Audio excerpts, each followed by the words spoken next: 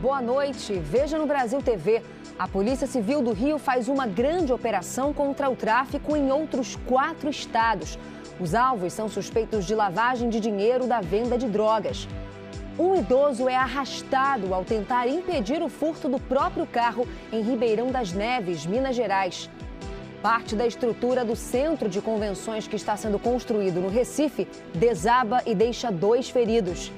E ainda, a comemoração da Revolução Constitucionalista de 1932, um movimento que aconteceu em São Paulo contra o governo de Getúlio Vargas. Terça-feira, 9 de julho, agora no Brasil TV.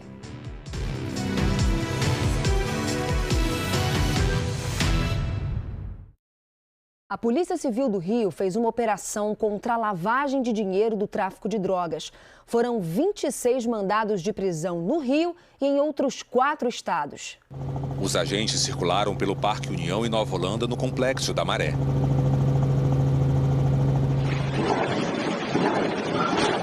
A polícia informou que foi recebida a tiros ao chegar na comunidade e que uma moradora foi baleada na perna. Ela foi socorrida por agentes e levada a um hospital.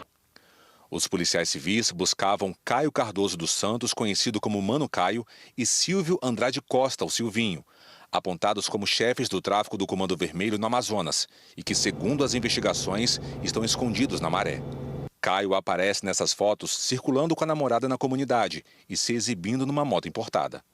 Caio e Silvio são 2 dos 26 alvos dos mandados de prisão a serem cumpridos na operação de hoje, que também acontece no Amazonas, no Paraná e em São Paulo. Segundo a polícia, os procurados têm envolvimento com empresas que lavam dinheiro da venda de drogas que vem do norte do país para comunidades aqui do Rio. Em 2 anos, ainda de acordo com as investigações, esse esquema conseguiu movimentar cerca de 126 milhões de reais.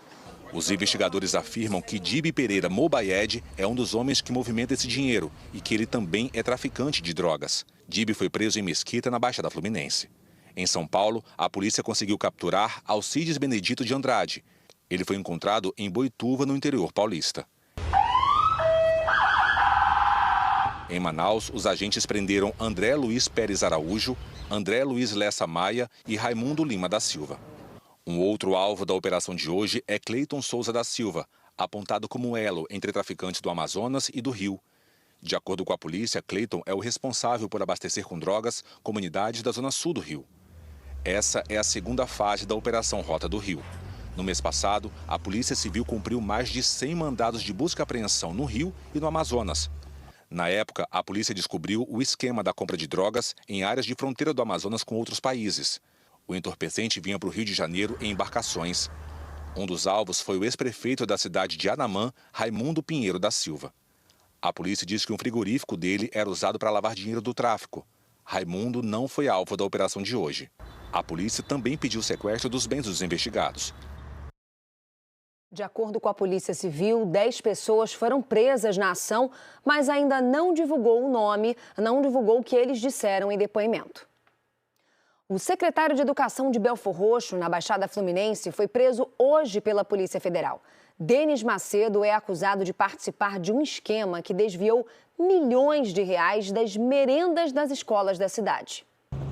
O único mandado de prisão foi cumprido nessa casa de alto padrão em um condomínio de Nova Iguaçu. O alvo, Denis Macedo, secretário de Educação de Belfor Roxo. Ele foi levado para a delegacia da PF em Nova Iguaçu. A investigação da Polícia Federal e do Ministério Público aponta que havia, dentro da Secretaria de Educação de Belfor Roxo, um esquema que usava a merenda escolar dos estudantes para desviar dinheiro dos cofres do município. As verbas vieram do Programa Nacional de Alimentação Escolar, dinheiro do governo federal para custear a alimentação de crianças e adolescentes de escolas públicas. Segundo as investigações, os suspeitos usavam documentos falsos para fazer pagamentos superfaturados.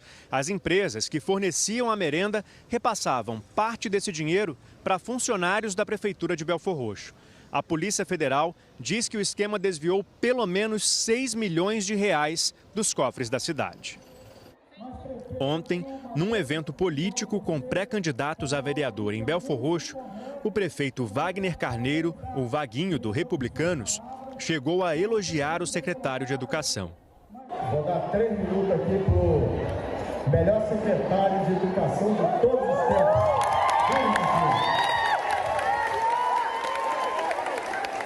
Prefeito, você me surpreendeu com o seu carinho, com a sua consideração toda para conosco. A PF esteve em um prédio da Secretaria Municipal de Educação e encontrou materiais armazenados de forma precária. Os agentes também cumpriram 21 mandados de busca e apreensão em endereços no Rio e de outras cidades da Baixada Fluminense. Na casa de um servidor da Secretaria de Educação, em Belfor Roxo, foram apreendidos R$ 360 mil em espécie. O nome do funcionário não foi divulgado. Num condomínio de luxo na Barra da Tijuca, os policiais encontraram 300 mil euros, o equivalente a R$ 1.800.000. O dinheiro estava na casa de um empresário, que também não teve o nome divulgado. Os policiais apuram agora se outros funcionários da Prefeitura de Belfor Roxo estão envolvidos no esquema. Os investigados podem responder por uso de documento falso, peculato, corrupção passiva e ativa, fraude em licitação e lavagem de dinheiro. A Prefeitura de Belfor Roxo diz que ainda não teve acesso ao processo. A defesa do secretário de Educação, Denis Macedo, disse que ele sempre pautou a vida pública no rigor da legalidade e que tem certeza da inocência. A defesa disse ainda que, até o momento, não teve acesso aos autos. Na cidade de Cáceres, no Mato Grosso, a polícia apreendeu um caminhão da prefeitura com mais de 100 quilos de skunk, também conhecida como super maconha.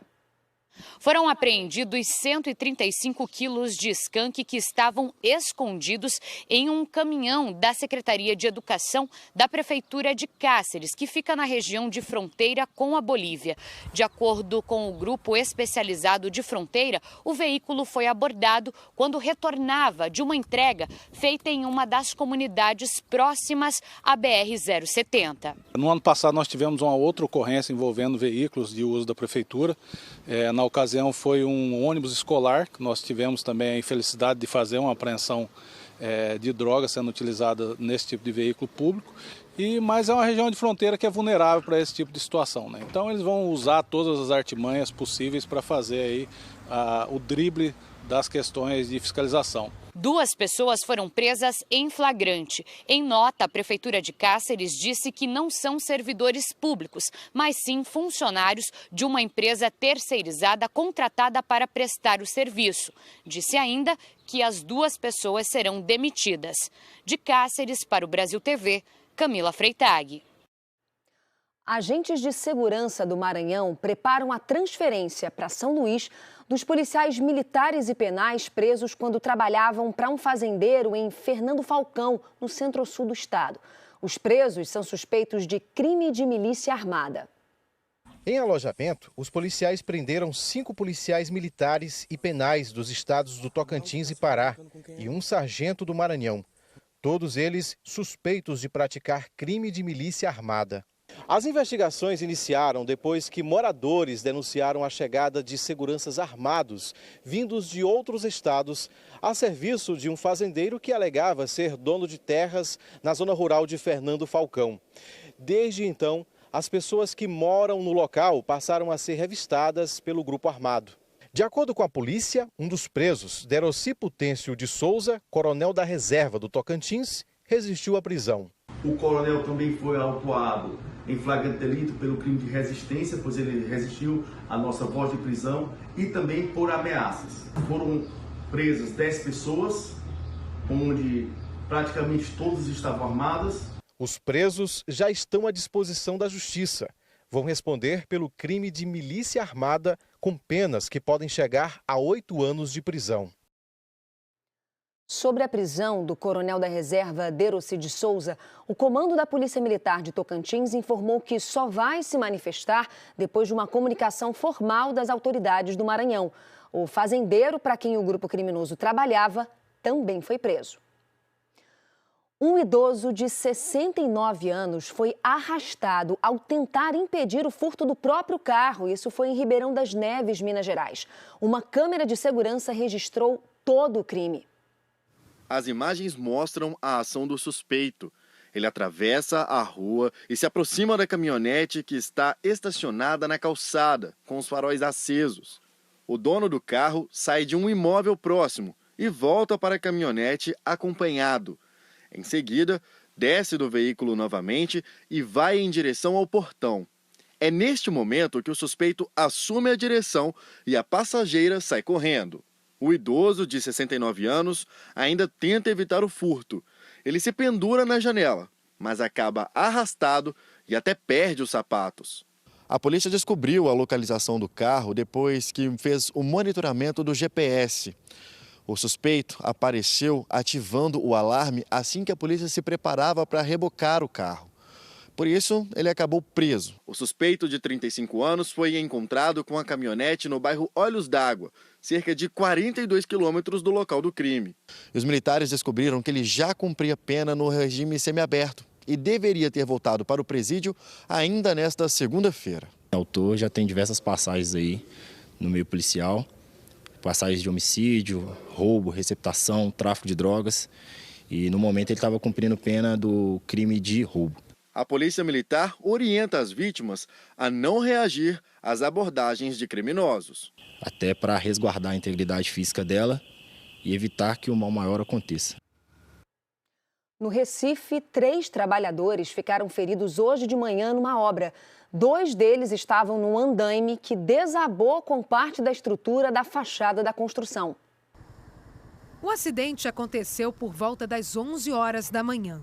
Parte desta estrutura desabou junto com andaimes da obra do Recife Expo Center, no cais de Santa Rita.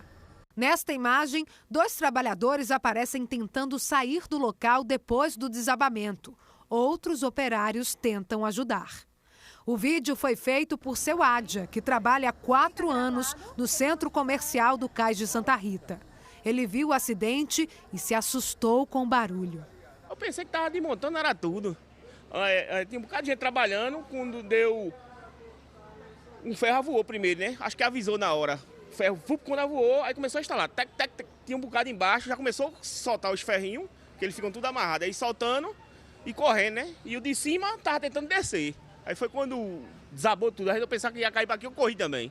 O Sindicato dos Trabalhadores da Construção Civil de Pernambuco esteve no local e disse que pediu ao Ministério do Trabalho o embargo da obra. De acordo com o sindicato, 5 trabalhadores estavam aqui quando a estrutura caiu. E mais um trabalhador também sofreu um acidente no dia de hoje, mas em outra área desta obra do Centro de Convenções no Recife. O segundo acidente teria acontecido aqui em uma área interna.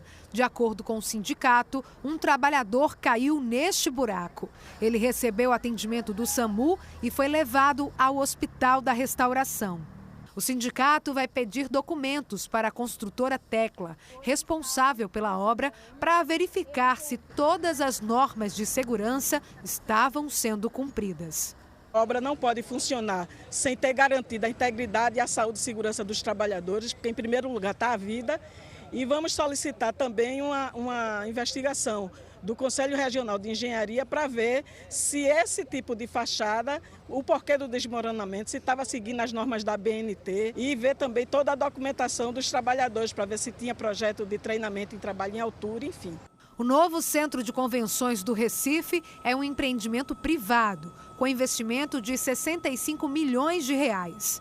A obra começou em dezembro do ano passado e tem previsão de conclusão para o próximo mês. Rogério Castro e Silva Filho é diretor da construtora Tecla. Ele disse que 100 trabalhadores estão envolvidos com a construção do complexo de eventos e que as licenças estão em dia. Deixando claro que não faz parte da estrutura da obra, tá? Um detalhe de fachada, que ele é uma estrutura em concreto. Esse detalhe, a gente fez todos os escoramentos, a obra está plenamente licenciada, tudo com projeto, toda a parte de escoramento com projeto, com o ART, com tudo.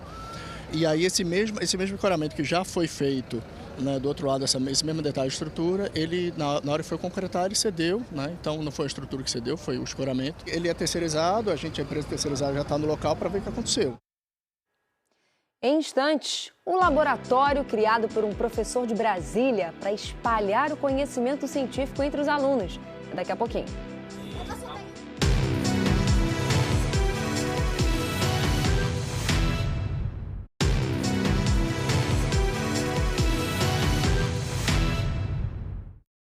Em Corumbá, Mato Grosso do Sul, uma das regiões mais atingidas pelas queimadas no Pantanal, os bombeiros comemoram uma virada no tempo. A terça-feira foi de baixas temperaturas aqui no Pantanal e a frente fria trouxe uma chuva fraca. A meteorologia registrou 2 milímetros aqui em Corumbá durante a madrugada e o começo da manhã. Essa ajuda que veio do céu animou os combatentes. Segundo o Corpo de Bombeiros, essa quantidade de água se junta à umidade do ar, que está alta, e ao frio de 11 a 14 graus, formando uma combinação que colabora para que o fogo não se espalhe com facilidade. Atualmente, 2 áreas estão com focos ativos, mas o fogo está sob controle, segundo os bombeiros e o IBAMA. São as regiões conhecidas como Paraguai-Mirim, que está a 2 horas de barco daqui, e um outro ponto, que está ao sul de Corumbá, a cerca de 1 hora de barco.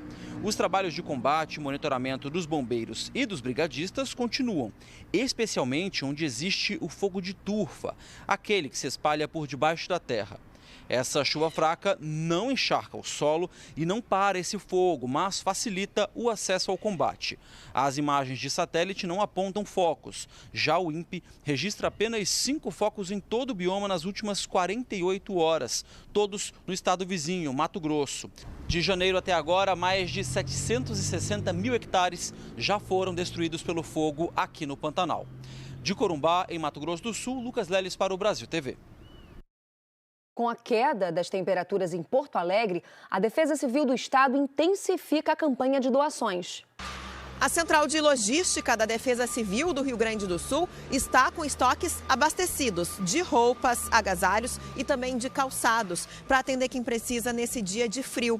Mas ainda se faz necessária a doação principalmente de cobertores que estejam em boas condições. Tudo que chega aqui vem de doações e para ir até o destino final, a Prefeitura do município deve repassar as necessidades para a Defesa Civil, que organiza e faz essa entrega. A Defesa Civil do Estado atua de maneira suplementar aos municípios, então a gente faz a entrega desses itens de ajuda humanitária, cobertores, colchões, agasalhos, diretamente para a gestão do município e o município então faz a entrega para essas pessoas que foram atingidas, e estão precisando desses itens. Em relação aos alimentos, itens como café, sal e farinha de trigo ainda se fazem necessários. Todo esse estoque vem sendo doado para o Rio Grande do Sul desde as enchentes do ano passado. Com a chegada do inverno, aumentou o número de pinguins no litoral de Santa Catarina que migram do sul da Argentina. Essa é uma cena comum nesta época do ano em praias de Santa Catarina. É temporada migratória dos pinguins, que vêm da Patagônia Argentina para o litoral brasileiro. Eles nadam mais de 3.000 quilômetros pelo Oceano Atlântico, em busca de alimento e águas um pouco mais quentes. A migração acontece geralmente de junho a setembro, mas este ano começou mais cedo. Os pinguins estão chegando desde o fim de abril. O processo de migração dos animais ele é afetado por uma série de variáveis, incluindo a parte de correntes, de ondas, de vento e da própria variação do comportamento do indivíduo. Então, esse que chegou mais cedo, ele talvez tenha saído mais cedo das colônias, talvez ele tenha nadado mais rápido. É muito difícil de saber o porquê que um indivíduo chega.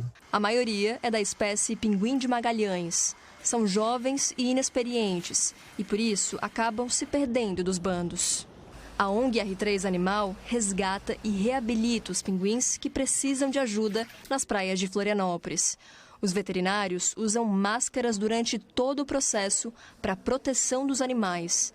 Eles são medicados e recebem alimentação reforçada. No primeiro passo, eles vão para a sala de internação, onde eles são atendidos com os primeiros socorros para as consequências que eles têm da praia. Normalmente relacionados a problemas respiratórios, o tratamento é sintomático de acordo com o animal que chega. Depois de 2 meses e meio, os pinguins chegam à última etapa do tratamento. Nesta piscina, voltam a ter contato com a água. Aqui, eles melhoram o condicionamento físico até que estejam recuperados para voltar à natureza. A soltura dos pinguins é especial para quem cuida deles. A seguir, feriado em São Paulo, 9 de julho, é celebrada a Revolução Constitucionalista de 1932. Já já.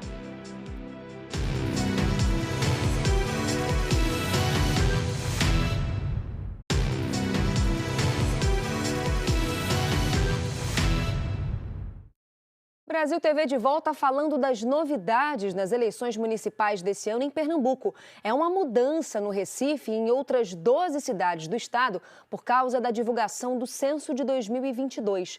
A informação foi divulgada pelo Tribunal Regional Eleitoral. A quantidade de vereadores é calculada e definida de acordo com a população de cada cidade. Este ano, de acordo com o Tribunal Regional Eleitoral, 13 municípios vão ter uma redução no número de parlamentares. É que o censo de 2022 do IBGE apontou uma diminuição populacional nesses locais. O Recife é uma dessas cidades. No censo de 2010, a capital pernambucana tinha mais de 1,5 milhão de habitantes, o que permitia uma Câmara Municipal com até 39 vereadores. Agora, no último levantamento, a população caiu para 1.488.000 pessoas. Com isso, na votação deste ano, o Recife poderá eleger no máximo 37 vereadores. Outras 12 cidades terão queda no número de vereadores. Carpina, de 17 vereadores para 15 no máximo. São Bento do Una, de 15 para 13. Água Preta, Ipubi, João Alfredo e Vicência, de 13 representantes para 11. E Joaquim Nabuco, Lagoa dos Gatos, Mirandiba, Saloá, Santa Cruz e Triunfo, de 11 vereadores para 9. O Tribunal Regional Eleitoral informou que atua em parceria com a Procuradoria Regional Eleitoral e que juízas e juízes eleitorais de todo o estado estão enviando ofícios às 184 câmaras municipais pernambucanas para que informem quantas vagas estarão em disputa nas eleições deste ano. As câmaras de vereadores têm até a quarta-feira para prestarem as informações ao TRE. A gente fala agora sobre as homenagens à Revolução Constitucionalista de 1932. Hoje foi feriado em São Paulo e durante a manhã, vários oficiais do Exército e da Polícia desfilaram na região do Parque Ibirapuera. O dia foi de frio, chuva e homenagens. Ao som de uma marcha fúnebre, os restos mortais de heróis da Revolução de 32 foram levados de forma solene para o obelisco Mausoléu ao Soldado Constitucionalista de 1932, que fica na frente do Parque do Ibirapuera. Depois, uma salva de tiros. E o toque de silêncio. O mausoléu abriga mais de 800 urnas funerárias dos combatentes da Revolução de 1932, além dos 4 estudantes assassinados num protesto pela Assembleia Constituinte: Martins, Miragaia, Drauzio e Camargo. Houve a entrega de medalhas e o desfile. À frente, viaturas históricas relembraram o transporte das tropas. Aqui, as homenagens foram para os soldados da Revolução e da Primeira Guerra Mundial. Esse modelo foi conduzido por um neto de combatente que veio vestido a caráter. Essa capa aqui era do meu avô, ele era de cavalaria, então serviu no Pantanal, então minha mãe guardou. A gente levou também da Segunda Guerra. Outro dia a gente levou um veterano de 102 anos, então a gente, como tem uma viatura e aí você tem um herói de guerra ali do seu lado, é um motivo de muita honra, de muito orgulho e estar com ele a bordo. Desfilaram tropas da Marinha, Exército, Aeronáutica e da Polícia Militar, seguidos por oficiais da Academia do Barro Branco. As famílias acompanharam todo o desfile. Eu vim prestigiar o pessoal do CPOR de São Paulo.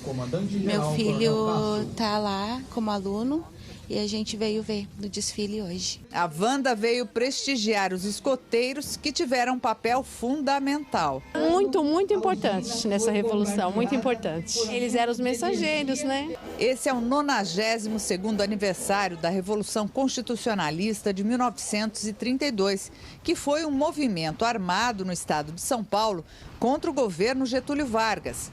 Um conflito que reuniu civis e militares contra as forças federais.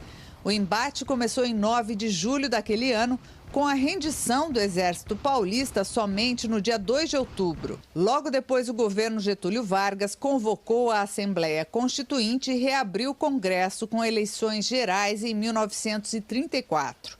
Quem enfrentou o tempo fechado sabe bem da importância dessa história. Tem que saber a história do seu país, a história da sua cidade, do seu estado, e acho que é muito importante. Essas pessoas que conhecem a história têm que passar para os mais jovens, porque eles são o futuro, né? Porque se a gente não passa, não prepara ele para o dia de amanhã, como vai ser o amanhã? É isso aí. Um professor de Planaltina, no Distrito Federal, tinha tanta vontade de espalhar o conhecimento científico entre os alunos que, por conta própria, ele fez um laboratório. Mas não é um laboratório qualquer não, hein? Quem conta pra gente essa história é o Arthur Bernardi. Dentro da Escola Classe Monjolo, em Planaltina, um laboratório diferente chama a atenção. Ele tem um nome autoexplicativo, Laboratainer. Claro, exatamente um container, uma caçamba de caminhão, que foi transformada em laboratório de ciências. Tudo aqui foi construído e pensado pelo professor Nilson, que ensina ciências na rede pública há 30 anos. Desde a escadinha e deck de madeira para acesso dos alunos, até toda a parte interna. Ele construiu isso com recursos próprios e algumas doações. E ele também fez a reforma manualmente. Fez a instalação elétrica e até a pintura. A motivação do professor é da aula, né? E quando a gente encontra um meio para poder essa aula fluir melhor, a gente se sente bem. Então o professor, de certa forma, ele se engrandece, ele se enaltece, fazendo com que essa aula seja realizada e seja, não sucesso o tempo todo, porque principalmente nas ciências, mas pelo menos na tentativa. Em setembro de 2021, a TV Globo esteve na escola. Na época, a ideia estava nascendo. Tinha basicamente só a estrutura. O laboratório estava vazio e sem os equipamentos. Hoje em dia, o cenário mudou bastante. O laboratório está cheio de equipamentos e, o mais importante, cheio de vida. Ao todo, 90 alunos aqui da Escola Classe Monjolo usam esse espaço. Um lugar especial para aprender ciências de forma prática. Entre os experimentos realizados recentemente por aqui, estão essas casinhas recicladas de papelão, que servem de abrigo para as galinhas. São mais seguras para nenhum animal invadir e também para evitar que as próprias galinhas comam os ovos. Nessa caixa de papelão nós montamos um alçapão, na qual ela faz a postura do ovo e o ovo, por gravidade, ele desce para um reservatório que só a gente tem acesso. A galinha não tem acesso e a gente assim consegue ter a produção de ovos em casa ou até mesmo na chácara, em qualquer lugar que você queira ter. E este clássico das aulas de ciência, uma explicação sobre os 3 estados da água. Do líquido, meninos e meninas, ó. Está se transformando em...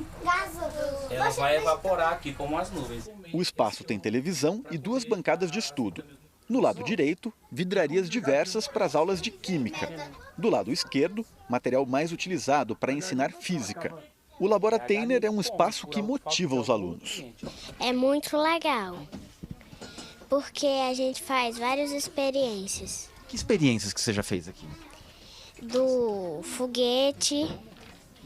Aí a gente vai fazer o do balão. É legal porque a gente mexe com as coisas e aprende mais as ciências. A Ana Júlia, entre tantas possíveis profissões, uma delas ela escolheu por causa do laboratório. Eu quero ser várias coisas. Eu quero ser professora, quero ser cientista, quero ser médica, quero ser tudo. A diretora da escola fala que o laboratório transformou a realidade da escola e dos alunos, despertando interesse pelo aprendizado. As crianças ficaram encantadas e hoje elas participam, elas vão lá dentro, elas fazem experimentos, incríveis. Um ex-aluno, o Hudson, foi premiado numa feira de ciências. A ideia? Criar um barco imã para recolher lixo de rios e córregos da região. E era uma criança tímida, muito tímida, Ela assim, quase que não é excluída porque a gente não permite, mas muito tímida. A partir do momento que ele foi participar do circuito de ciências, ele se transformou. Uma outra criança falante, apresentando trabalhos, mudou a vida dele. Ciência simples, fácil e barata. A gente tenta fazer aqui com que desmistificar esse dizer científico, porque são palavras difíceis, são todas assim, conceitos difíceis. Mas se a gente pratica de forma que seja fácil de você manusear, a ciência se torna fácil. A ciência se tornando fácil, a vida fica bem melhor, Brasil TV fica por aqui. Outras notícias no Jornal Nacional. Ótima noite para você e até amanhã. Tchau, tchau.